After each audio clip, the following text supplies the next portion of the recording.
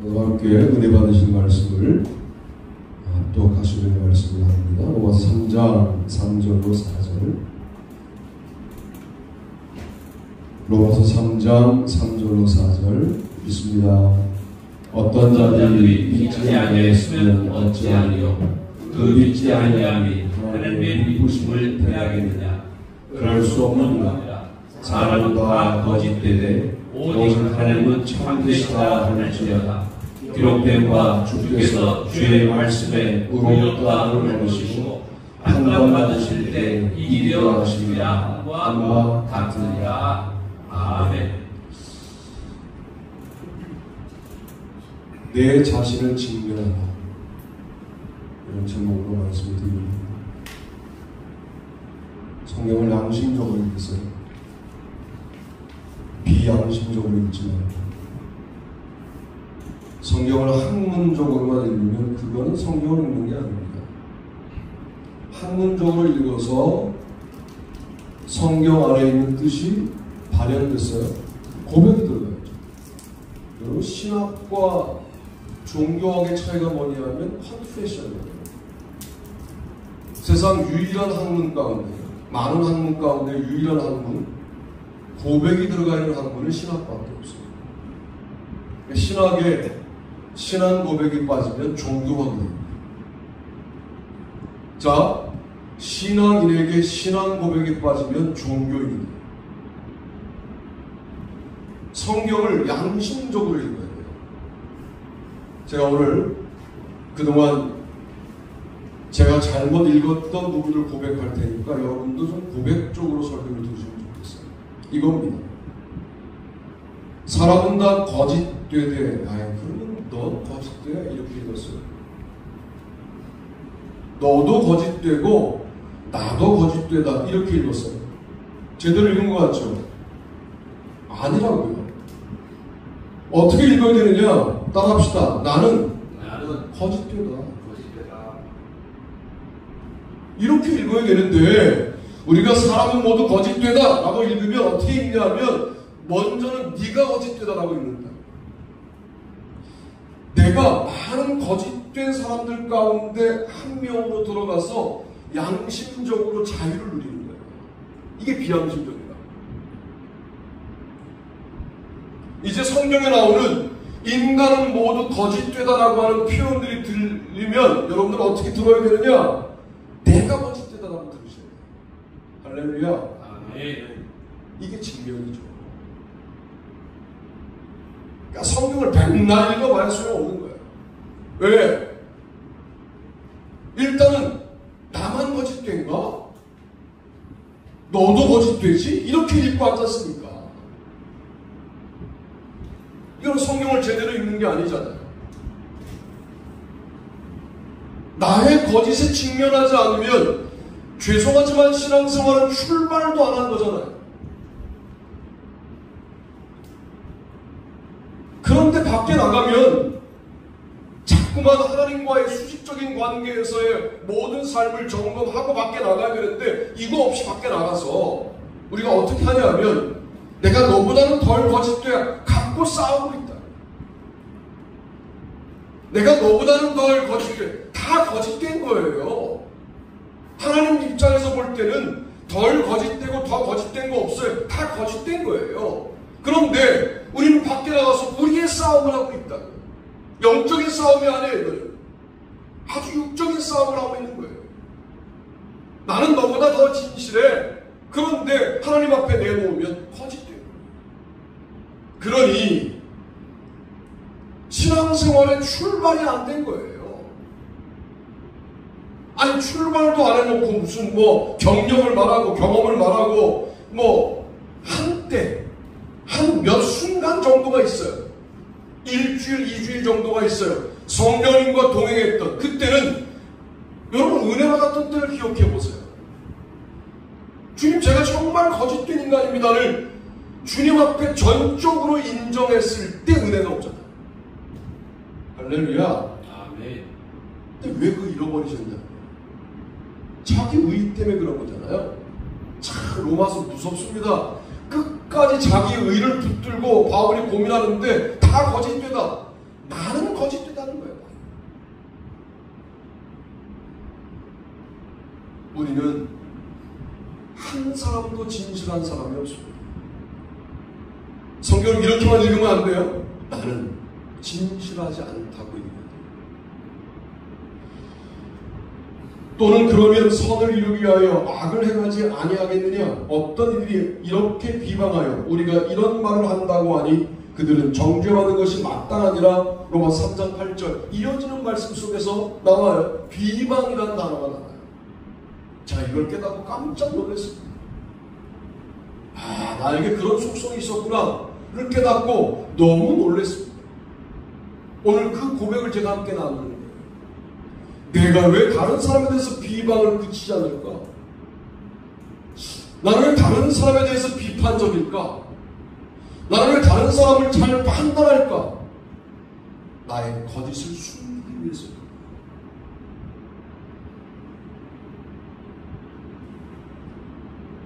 그런다고 숨겨지지 않는데 사람에게만 숨겨지면 된다라고 하는 매우 비신앙적인 불신앙적인 태도를 가지고 우리가 다른 사람을 판단해요. 다른 사람을 비방해요. 비판해요. 그리고 자기의 거짓을 슬쩍 숨긴다. 참 로마서 무서운 성경 말씀입니다. 자, 이제 이렇게 점검하셔야 돼요.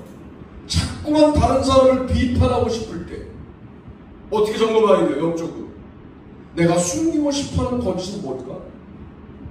여러분, 이런 게 영성이잖아요. 자꾸만 다른 사람을 비판할 거리가 보여요. 물론 그 사람의 잘못일 수도 있어요. 그런데 그 사람을 판단하고 싶을 때 나는 이 판단으로 나의 어떤 거짓을 또 숨기려고 하는 걸까? 이렇게 묵상하시죠. 숨기지 말고 주님 앞에 이렇게 정직하게 기도하세요. 주님, 제가 A라는 사람을 비판하고 싶어지는데 주님, 제가 또 어느 부분에 거짓이 있습니까? 보여주십시오. 대놓고 주님 앞에 기도하시면 너 이 부분 때문에 그 집을 비판하고 싶은 거야. 너에게도 같은 구석이 있어. 그게 이거야 라고 알려주실 거예요. 심리학에서는 다른 사람에서 비판하는 구석이 나에게 있다는 거예요.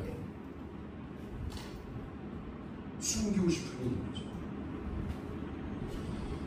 기록된 바 주께서 주의 말씀에 의롭다함을 얻으시고 판단받으실 때 이기려 하심이라 함과 같으니라. 3장 4절. 그리스도는 의롭다 하심을 얻으실 분이 아니에요. 이미 의로운 분인데 그분도 의롭다 하시는 과정을 거쳐요. 하나님으로부터 의롭다 하심을 얻으셨다는 거예요. 왜 그랬을까요? 인간으로 오셨기 때문에 인간의 모든 거짓에 대하여 이렇게 접근하지 않으면 너희들이 거짓으로부터 벗어날 길이 없다는 사실을 모델로 보여주신 분이 누구냐? 그리스도이시다. 그래서 우리가 거짓을 스스로 내가 다 고백하고 다시는 거짓을 범하지 않겠습니다 한다고 거짓이 사라지느냐? 금방 채워지죠. 그러니까 하나님께서 의롭다 하셔야만 거짓이 사라집니다. 하나님의 구원 백성이 되어야만 거짓이 사라지는 거예요. 그것도 내가 사라지게 만드는 게 아니라 그분이 치워주셔서 진실해집니다. 이런 놀라운 역사를 경험하시게 되기를 바랍니다. 아멘. 그러므로 남을 판단하는 사람아, 누구를 막론하고 내가 핑계하지 못할 것은 남을 판단하는 것으로 내가 너를 정죄함이니 판단하는 내가 같은 일을 행함이니라. 이런 일을 행하는 자에게 하나님의 심판이 진리대로 되는 줄 우리가 아노라. 로마서 2장 1절로 2절 말씀. 다른 사람을 왜 판단합니까? 나의 거짓을 숨기기 위해서. 왜? 판단하는 그 똑같은 죄를 나도 짓고 있다는 사실을 늘 기억한다. 내가 이걸 숨기려고 지금 판단을 쓰고 있구나, 사용하고 있구나를 알 필요가 있다. 영적으로 가장 바닥인 상태는 언제냐?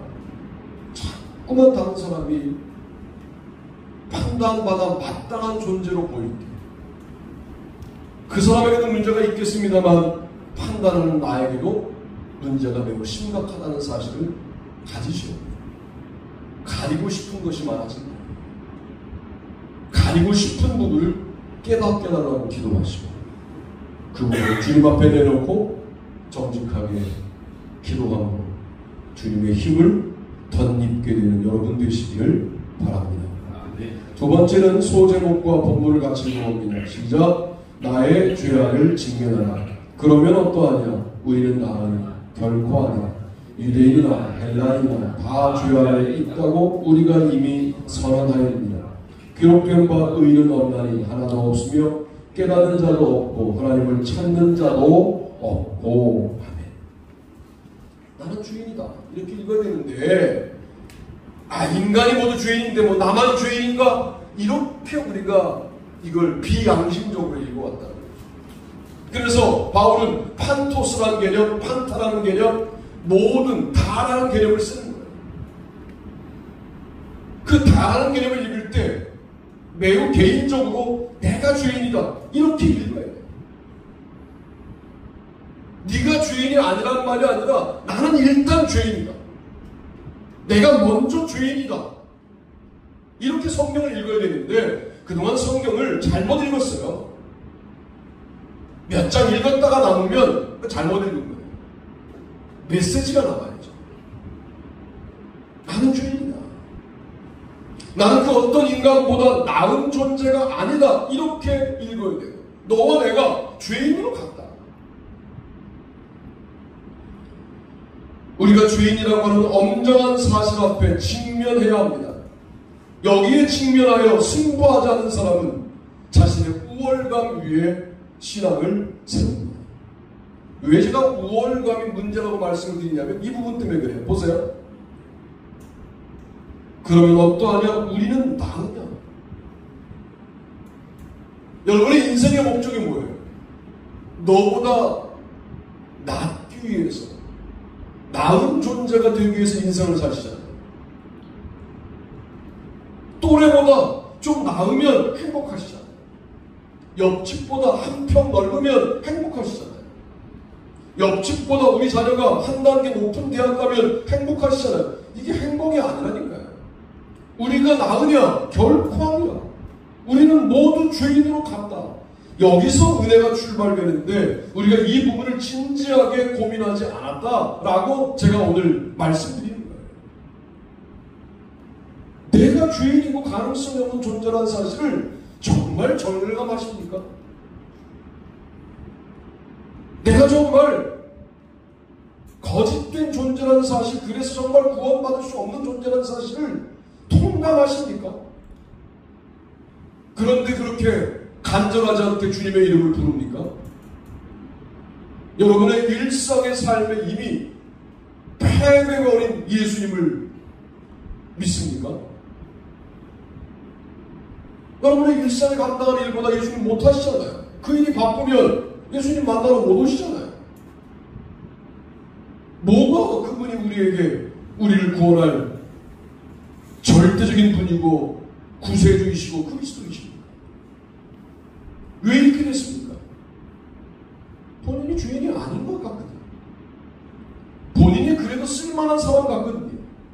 거짓된 존재가 아닌 것 같아요. 여기서부터 문제가 생기는 거예요. 여러분들은 쓸만한 존재가 하나도 없습니다. 저를 포함하여. 이걸 통감하지 않으면 기독교 신앙은 출발할 수가 없는데 기독교 신앙 인치하는 거죠. 왜? 이런 과정을 거치지 않았는데. 여러분, 우리는 모두 죄인으로 철저한 후감 가운데 있을 수밖에 없는 존재인 것을 인정하시고 그래야 똑같이 그리스도가 간절해지는 거예요. 그런 사람들의 공동체를 교회라고 하는 거예요. 내가 죄인이라는 사실을 깨닫지 못하는데 어떻게 은혜가 있겠습니까? 은혜도 없습니다. 하나님을 찾지도 않을 거예요. 일주일 내내 안 찾고도 살 수 있잖아요. 그게 증거예요. 죄인이 아니라는 거예요, 여러분. 스스로 살 수 있다고 판단하는 거예요. 여러분은 스스로 진실하게 자신을 유지할 수 있는 어떤 메커니즘을 갖고 있는 거예요. 이 정도 진실하게 살 수 있어. 이 정도는 순교에 사는 거야. 이게 일상을 사는 지구인들의 태도야 라고 살고 있는 거예요. 신앙인의 태도는 아니라고 제가 분명하게 말씀을 드릴 수 있어요. 정도 없고 흠도 없이 주님을 만나러 가야 되는데 우리에게 그럴 능력이 없다는 사실을 인정하지 않으면 정도 있고 흠도 있는 채로 주님을 만나러 갈 수밖에 없다는 말씀을 오늘 제가 드리고 있는 거예요. 누구라고 누구를 비판할 수 있어요? 누구라고 누구보다 우월할 수 있습니까? 그런 모든 경쟁적 구조에 죄와 거짓을 집어넣는 것 자체가 불신앙. 수평적으로 가져가지 말고 늘 하나님 앞에 수직적으로 이 주제를 가져가야 돼요. 주님 앞에 비추어 보면 죄인 아닌 사람이 어디 있어요?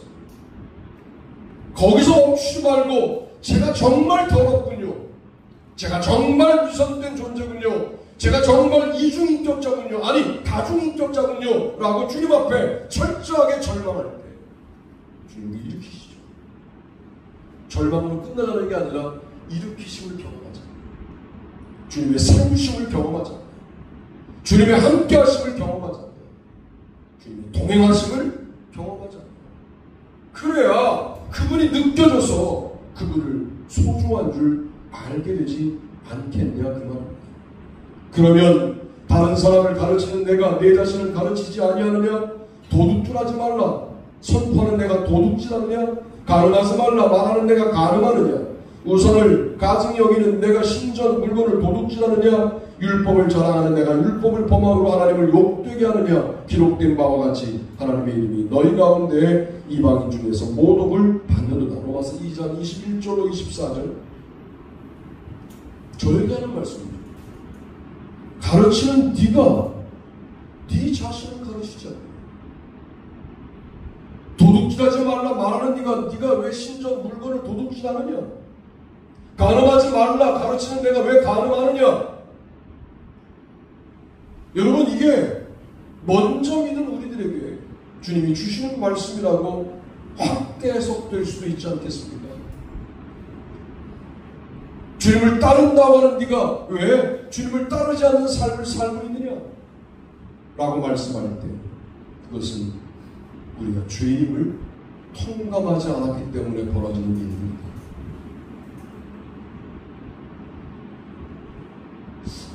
그래서 이번 주는 이 다라고 하는 단어가 도리어 나라고 하는 단어로 다가오기 시작한 거예요.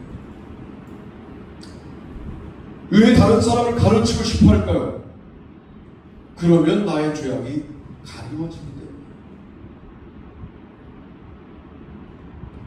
왜 다른 사람보다 우월한 위치에 서고 싶을까요? 그러면 자기의 죄악이 가리워지기 때문에.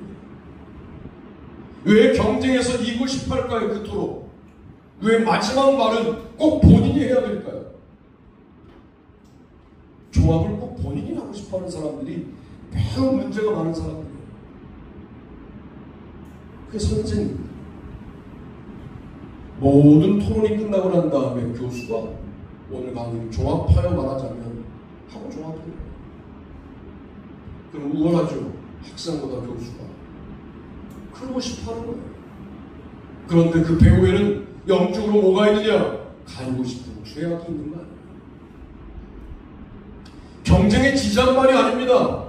경쟁에 늘 패배하자는 말이 아닙니다. 우리가 죄인임을 알고 뛰자는 겁니다. 그러면 하나님이 이기게 하시는 걸 경험하자는 겁니다.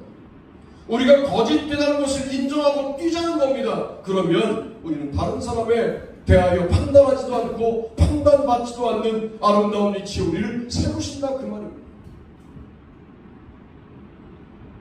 우리의 수준이 주님과 함께 높아져 있으면 세상이 미치지 못해요. 도달하지 못해서 그들의 비판이라는 게 다 아래에서 왔다 갔다 하는 거라 내가 상대할 거리가 안 되는 거예요. 여러분 이런 영적인 수준에 가시려면 가장 바닥으로 내려가. 나는 거짓되다. 나는 죄인. 일말의 가능성이 없다. 이걸 깨닫게 달라고 기도하셔야 돼요. 우리는 주님 앞에 회개하면서도 일말의 가능성 있는 존재라고 자꾸만 생각하는 거예요. 이게 터진 구멍이에요. 이게 터진 웅덩이에요. 은혜가 아무리 쏟아져 있어도 그 구멍 나 있는 자기 의라고 하는 구멍으로 다 빠져나가는 거죠. 그 여전히 신앙의 초보에 머물러 있는 거예요. 구멍이 크다고 더 빠져나가고 구멍이 작다고 덜 빠져나가는 게 아니라 어쨌든 은혜가 남아있지 않는 거예요. 세 번째는 이것인데요. 한번 같이 읽어보시죠. 읽습니다. 시작. 나의 치우심을 직면하라. 다 치우쳐 함께 무익하게 되고 서로 행하는 자는 없나니 하나도 없도다. 그들의 목구멍은 열린 무덤이요 그 혀는 속임을 일삼이요 그 입술에는 독사의 독이 있고 그 입에는 저주와 악독이 가득하고 그 발은 피 흘리는 데 빠르니라. 파멸과 고생이 그 길에 있어 평강의 길을 알지 못하였고 그들의 눈앞에 하나님을 두려움이 없느니라 함과 같으니라. 아멘. 로마서 3장 12절로 18절 말씀입니다. 다 치우쳤다. 나는 치우친 거예요. 우리는 이 사실을 직면해야 되는데 주로 나를 어떻게 안온하게 바라보냐면 나는 평화를 사랑하는 인간으로 포장하고 싶은 거죠. 포장이에요. 나는 매우 균형감 있는 사람으로 말하고 싶은 거예요. 당신의 견해일 뿐이에요. 인간이 어떻게 균형감이 있습니까? 인간의 말 한마디가 정치적이에요. 모든 말은 정치적이에요. 다 자기를 위한 말이에요. 그래서 말을 많이 하면 공허한 건 뭐냐면 나를 위한 이야기만 했기 때문에 공허한 거예요. 들으면 왜 충만해지느냐? 그래도 내 말보다는 너의 말을 많이 들었기 때문에 충만해지는 거예요. 다 치우쳤죠? 나도 견해를 가지고 있습니다. 그 견해는 매우 정치적입니다. 어느 입장을 가진 인간이 나입니다. 이것을 인정해야 합니다. 나는 치우치지 않았고 너는 치우쳐 있다. 다 치우쳐 있어요. 내가 입만 열면 사망의 능력을 쏟아놓는다. 나의 발은 다른 사람의 피를 흘리는데 매우 빠르다. 평강의 길이 무엇인지 나는 알지 못한다. 인간은 자신이 평강의 길을 걷고 있다고 믿고 싶어. 이것이 바로 허위의식이죠. 자신이 치우친 존재라는 사실을 인정하지 않는 사람이 하나님을 두려워하겠습니까? 우리는 치우쳐 있고 이것을 인정하는 순간 하나님만 균형이십니다. 하나님만 평화의 주님이십니다. 라는 고백이 가능해지는데 내가 어디 가면 싸우던 두 그룹을 화해시킬 수 있는 것처럼 거만들을 떨면서 일상을 사니까 맨날 백전백패하는 거 아닙니까? 자신의 존재를 알아야 되는데 모르는 겁니다. 나는 어딜 가든 치우친 존재. 그러므로 우리가 믿음으로 의롭다 하심을 받았으니 우리 주 예수 그리스도로 말미암아 하나님과 화평을 누리자. 또한 그로 말미암아 우리가 믿음으로 서 있는 이 은혜에 들어감을 얻었으며 하나님의 영광을 바라고 즐거워하느니라. 다만 이뿐 아니라 우리가 환난 중에도 즐거워하니 환난은 인내를, 인내는 연단을, 연단은 소망을 이루는 줄 압니다. 로마서 5장 1절로 4절 말씀입니다. 여러분 이게요 하나님과 화평을 누리자라고 하는 이 말씀이요 로마서 12장 1절 2절에 나오는 거룩한 산제물로 우리의 몸들을 드리자. 그리고 원수에게 도리어 사랑하자. 그러면 그 머리 위에 숯불을 쌓아놓게 되는 것이다 라고 하는 모든 윤리적인 권면, 매우 내가 하는 것처럼 보이는 모든 윤리적인 권면의 기본적인 기준이 뭐냐면 로마서 5장 1절로 4절입니다. 거룩한 산제물로 드리는 것, 하나님과의 관계가 평화의 관계 속에 있으면서 해야 될 일들이에요. 내가 하는 게 아니에요. 우리가 할 수 있는 가장 중요한 일은 하나님을 즐거워하는 거예요. 하나님과 평화로운 관계를 갖는 거예요. 하나님과 화평하는 거예요. 이게 우리가 할 수 있는 가장 위대한 일이에요.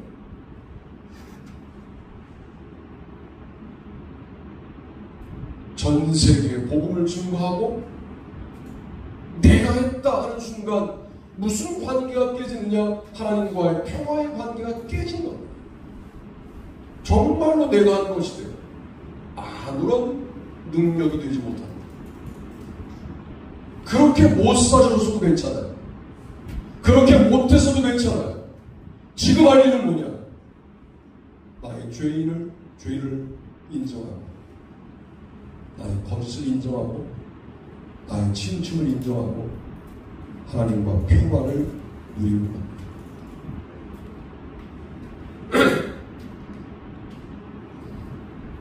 그래서 예배하자는 거예요.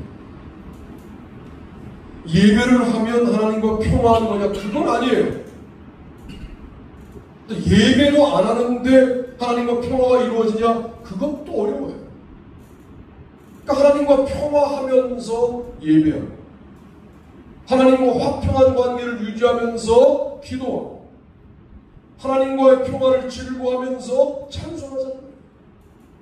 뭘 하면 오는 이런 개념이 아니에요. 그분의 전권이 평화에 있는 거죠. 그분이 주셔야, 그분이 함께 해주셔야 우리가 평화를 맛볼 수 있는데, 나의 노력과는 관련이 없지만 그러나 철저하게 나의 절망을 주님 앞에 내놓을 수 있을 때 주님은 평화로 우리에게 다가오신다 라고 말씀드릴 수 있겠습니다. 다시 성경을 많이 읽는 건 우리 통독도 읽으시잖아요. 그런데 요 방학 기간 동안에는 익히 알고 있는 말씀을 다시 읽으시면서 내가 여기서 비양심적으로 슬쩍 넘어간 부분이 없는가를 강조하세요. 알아차리세요. 당분간 제가 이 설교를 할 것 같은데, 여기서 내가 아주 의식적으로 배운 자그마한 부분이지만 나를 빼고 싶은 심리가 작동했구나. 모든 사람이 거짓되게 대할 때 그게 다 거짓된 거야 하고 나의 거짓을 약간 약화시키려고 하는 그 경향. 모든 사람이 죄를 범하였음에 하나님의 영광을 이루지 못하더니 할 때 우리는 나의 죄를 모든 사람의 죄 가운데 투영하여 살짝 약하게 만들려고 하는 그 마음. 모두 다 치우쳤으니 라고 말할 때 나의 치우쳐 있는 견해를 보상받으려고 하는 마음, 이런 것들이 터진 운동입니다. 여기로 모든 은혜의 말씀과 엄청난 은혜들이 다 빠져나가는 것입니다. 다시 한번 깊이 있게 이 부분을 여러분 생각하시고 한 주간 사시는 동안에 정말 하나님의 평화가 뭔지, 정말 하나님과의 화평한 관계가 뭔지를